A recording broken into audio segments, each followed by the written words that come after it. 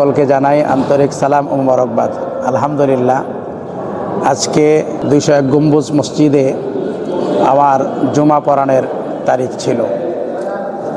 আমি ঢাকা থেকে ফজরের আগেই রওনা দিয়ে যখন গাজীপুর চৌরাস্তা আসি, চৌরাস্তা যখন পাড়ি দেই, আমার গাড়িটা ছিনতাইকারেরা কুয়াশার ভিতরে যখন আমরা আস্তে স্লোভাবে চলতেছিলাম, ওরা সামনে এসে ব্যান রেখে দিল, একটা ব্যান ঢুকিয়ে দিল।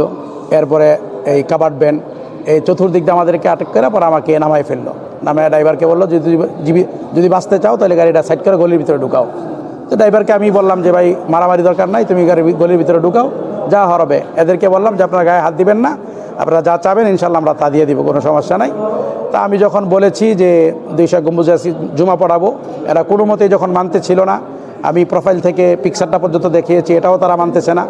তারপরে একটা ছেলে বলল যে হুজুর তার মিথ্যা কথা বলবে না, যেহেতু ওনার চোখের পানি বের হয়ে গেছে, তো নিশ্চয়ই উনি এই আমাদের বলছে। ওই ছেলেটা আমাকে মোটামুটি একটু হেল্প করে যখন সাইড করে দিল, আমি দ্রুত বেগে ওইখান থেকে বের হয়ে চলে আসলাম।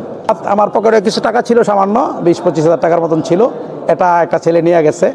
তো এবং আমার হাতে একটা মোবাইল ছিল, এই মোবাইলটাও নিয়ে গেছে। তো মোবাইলটা অত দামি না, এরপরও মোটামুটি 15-20 হাজার টাকা মোবাইলটা এটা নিয়ে গেছে।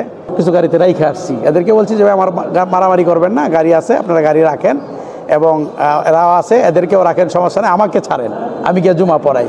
তো এদেরকে বলছি আমি জুমার পরে আপনাদের সাথে যোগাযোগ করব, যদি আপনাদের কোনো চাহিদা থাকে এটাও আমাকে বলবেন, আর কেন আমাকে আটকাইলেন এটাও আমাকে বলবেন। কারণ আমরা তো কোনো বয়ান করি, বয়ানের মধ্যে কোনো উশৃঙ্খল কথাবার্তাও বলি না, এবং আলহামদুলিল্লাহ কোনো বিভিন্ন অকারেন্সের সাথে আমরা জড়িত না।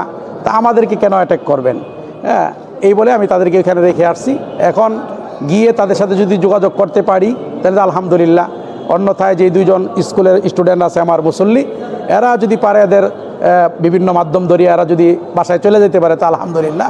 এখন আমি এখান থেকে টর্চার করার কোনো সম্ভাবনা না, এদেরকে টর্চার করবে না, যেহেতু আমি বলে আসছি, অনুনয় বিনয় করে বলছি যে তোমরা গায়ে হাত দিবা না, টাকা পয়সা যা চাও আমি দিব, কিন্তু গায়ে হাত দিবা না, বেইজ্জতি করবা না। তা আমি আশাবাদী যে ইনশাআল্লাহ তারা টর্চার করবে না, এবং মানসিকভাবেও তারা কোনো হয়রানি করবে না, এটা আমি আশাবাদী। আল্লাহ পাক সমস্ত আলেম যারা আছেন, আমরা জানি যে আমাদের মধুপুরের পিসা হুজুর গত পরশুদিন অ্যাক্সিডেন্ট করেছেন, উনি হসপিটালে গুরুতর অবস্থায় আছেন, এবং দেখলাম আরেকজন আলোচক ওনাকেও কিডন্যাপ করে ওনার থেকেও 20-50 হাজার টাকা নিয়ে গেছেন। তা আমি যারা বিভিন্ন প্রোগ্রাম করেন, দিনে আলোচনা করেন, এদেরকে বলবো যে রাস্তাঘাটে আমরা খুব চৌকান্নভাবে চলবো, সতর্কভাবে চলাফেরা করব, এবং বিশেষ করে আমরা যে জায়গায় যাব এই জায়গার ঠিকানাটা এবং লোকেশনটা আমাদের পরিবারের কাছে আমরা দিয়ে রাখবো, এবং আমাদের যারা অবশ্যই মুরব্বী আছে, আমরা কোন জায়গায় যাচ্ছি এই জায়গার ওই পোস্টারটা এবং ওই এলাকার নাম্বারগুলা আমরা আমাদের পরিবারের লোকদের কাছে দিয়ে রাখবো,